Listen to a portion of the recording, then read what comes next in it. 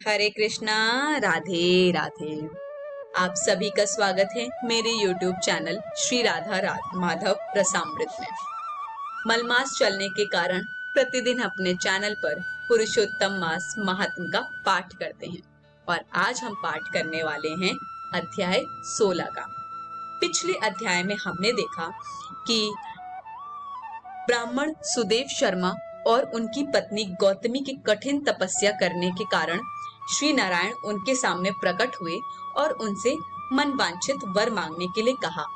इस पर दंपति ने पुत्र संतान की प्राप्ति का आशीर्वाद मांगा, पर श्री नारायण जी ने उन्हें बोला कि तुम लोग कुछ भी मांग सकते हो, पर पुत्र प्राप्ति का आशीर्वाद मुझसे मत मांगो, क्योंकि श्री ब्रह्मा जी ने तुम लोगों के भाग्य में संतान प्राप्ति का सुख तो 7 जन्मों तक नहीं लिखा है।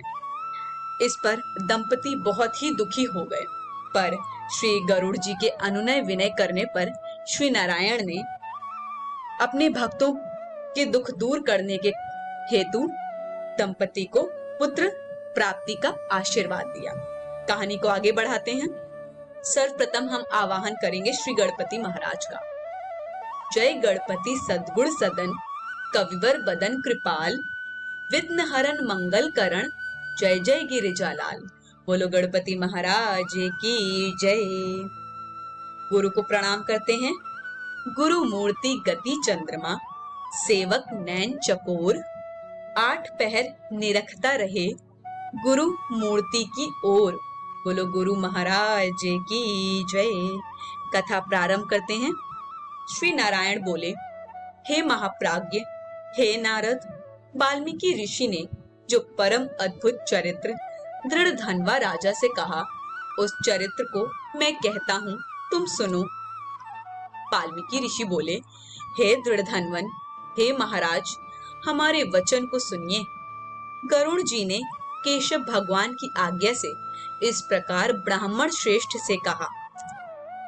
गरुड़ जी बोले, हे द्विज श्रेष्ठ, तुमको 7 जन्म तक पुत्र का सुख नहीं है।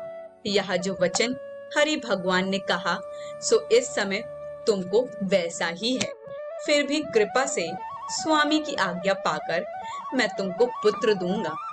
हे तपोधन, हमारे अंश से तुमको पुत्र होगा। जिस पुत्र से गौतमी के साथ तुम मनोरथ को प्राप्त करोगे, किंतु उस पुत्र से होने वाला दुख तुम दोनों को अवश्य होगा। हे द्विज शार्दूल, तुम धन्य हो जो तुम्हारी बुद्धि हरि भगवान में हुई। हरि भक्ति सकाम हो अथवा निष्कातम हो, हरि भगवान को दोनों ही प्रिय हैं। मनुष्यों का शरीर जल के बुदबुद के समान क्षण में नाश होने वाला है। उस शरीर को प्राप्त कर जो हृदय में हरि के चरणों का चिंतन करता है, वह धन्य है। इस अत्यंत दुस्तर संसार से तारने वाले हरि भगवान के अलावा दूसरा और कोई नहीं है। यह हरि भगवान की ही कृपा से मैंने तुमको पुत्र दिया है। मन में श्री हरि को धारण कर सुखपूर्वक विचारो और उदासीन भाव से संसार के सुखों को भोगो। वाल्मीकि ऋषि बोले, गौतमी और सुदेव दोनों स्त्री पुरुष के देखते देखते उत्तम वर को देकर उसी समय गरुड़ पर सवार होकर भगवान हरि शीघ्र ही वैकुंठ को चले गए। सुदेव शर्मा भी स्त्री के साथ अपने मन के अनुसार पुत्र रूप वर को पाकर अपने घर को आया और उत्तम गृहस्थाश्रम के सुख को भोगने लगा। कुछ समय बीतने के बाद गौतमी को गर्भ रहा और 10वां महीना प्राप्त होने पर गर्भ पूर्ण हुआ। प्रसूति काल आने पर गौतमी ने उत्तम पुत्र पैदा किया और पुत्र के होने पर सुदेव शर्मा बहुत प्रसन्न हुआ। श्रेष्ठ ब्राह्मणों को बुलाकर जातकर्म संस्कार किया और अच्छी तरह स्नान कर ब्राह्मण श्रेष्ठ सुदेव शर्मा ने उन ब्राह्मणों को बहुत दान दिया। ब्राह्मण और स्वजनों के साथ बुद्धिमान सुदेव शर्मा ने नामकरण संस्कार किया। कृपालु गरुड़ जी के प्रेम से यह पुत्र हुआ था। शरत कालीन चंद्रमा के समान उदय को प्राप्त तेजस्वी यह शुक के सदृश है, इसलिए मेरा यह प्रिय पुत्र शुकदेव नाम वाला हो। माता के मन को आनंद देने वाला वह पुत्र पिता के मनोरथों के साथ साथ शुक्ल पक्ष के चंद्रमा के समान बढ़ने लगा। पिता ने हर्ष के साथ उपनयन संस्कार कर गायत्री मंत्र का उपदेश किया। बाद वह बालक वेदारंभ संस्कार को प्राप्त कर ब्रह्मचर्य व्रत में स्थित हुआ। उस ब्रह्मचर्य के तेज से युक्त बालक साक्षात दूसरे सूर्य के समान शोभित हुआ। बुद्धि सागर उस बालक ने वेद का अध्ययन प्रारंभ किया। उस गुरु वत्सल बालक ने सद्बुद्धि से अपने गुरु को प्रसन्न किया और गुरु के एक बार कहने मात्र से समस्त विद्या को प्राप्त किया। वाल्मीकि ऋषि बोले, एक समय कोटि सूर्य के समान प्रभाव वाले देवल ऋषि आए। उनको देखकर हर्ष से सुदेव शर्मा ने दंडवत प्रणाम किया। अर्घ्य पाद्य आदि से विधि पूर्वक उन देवल मुनि की पूजा की और महात्मा देवल के लिए आसन दिया। अति तेजस्वी देवदर्शन देवल ऋषि उस आसन पर बैठ गए। बाद अपने चरणों पर बालक को गिरे हुए देखकर देवल ऋषि बोले। देवल मुनि बोले, अहो हे सुदेव, तुम धन्य हो। तुम्हारे ऊपर भगवान प्रसन्न हुए, क्योंकि तुमने दुर्लभ सुंदर श्रेष्ठ पुत्र को प्राप्त किया है। ऐसा विनीत, बुद्धिमान, बोलने में चतुर, वेद पाठी और शीलवान पुत्र कहीं भी और किसी के यहाँ नहीं देखा। हे पुत्र, यहाँ आओ। तुम्हारे हाथ में यहाँ कौतुक क्या देखता हूँ? सुंदर छत्र, 2 चामर, यवरेखा के साथ कमल, जानू तक लटकने वाले हाथी के सूंड के समान ये तुम्हारे हाथ, कान तक फैले हुए विशाल लाल नेत्र, शरीर गोलाकार का, त्रिवली से युक्त पेट है। इस प्रकार उस बालक के विषय में कहकर उस ब्राह्मण को उत्कंठित देखकर देवल ऋषि फिर बोले, अहो हे सुदेव, यह तुम्हारा लड़का गुणों का समुद्र है। कंधा और कोख का संधि स्थान गूढ़ है। शंख के समान उतार चढ़ाव युक्त गला वाला, चिक्कड़ टेढ़े सिर के बाल वाला, ऊंची छाती, लंबी गर्दन, बराबर कान, बैल के समान कंधा, इस तरह समस्त लक्षणों से युक्त यह पुत्र श्रेष्ठ भाग्य का निधि है। एक ही बहुत बड़ा दोष है जिससे सब व्यर्थ हो गया।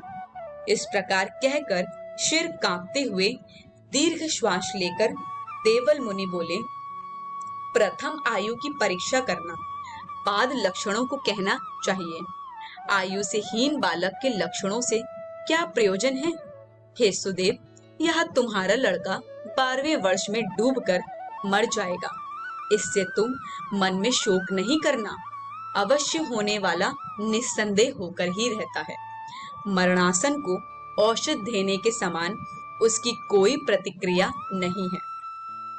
वाल्मीकि मुनि बोले, देवल मुनि इस प्रकार कहकर ब्रह्मलोक को चले गए और गौतमी के साथ सुदेव ब्राह्मण पृथ्वी पर गिर गया। पृथ्वी पर पड़ा हुआ देवल ऋषि के कहे हुए वचनों को स्मरण कर चिरकाल तक विलाप करने लगा। बाद उसकी स्त्री गौतमी धैर्य धारण करती हुई पुत्र को अपनी गोद में लेकर प्रथम प्रेम से पुत्र का मुख चुंबन कर बाद पति से बोली। गौतमी बोली, हे द्विजराज, होने वाली वस्तु में भय नहीं करना चाहिए। जो नहीं होने वाला है वह कभी नहीं होगा, और जो होने वाला है वह होकर रहेगा। क्या राजा नल, रामचंद्र और युधिष्ठिर दुख को प्राप्त नहीं हुए? राजा बलि भी बंधन को प्राप्त हुआ, यादव नाश को प्राप्त हुए, हिरणाक्ष कठिन वध को प्राप्त हुआ, वृत्तासुर भी मृत्यु को प्राप्त हुआ, सहस्त्रार्जुन का सिर काटा गया, रावण के भी उसी तरह सिर काटे गए। हे मुने, भगवान रामचंद्र भी वन में जानकी के विरह को प्राप्त हुए, राजर्षि परीक्षित भी ब्राह्मण से मृत्यु को प्राप्त हुए।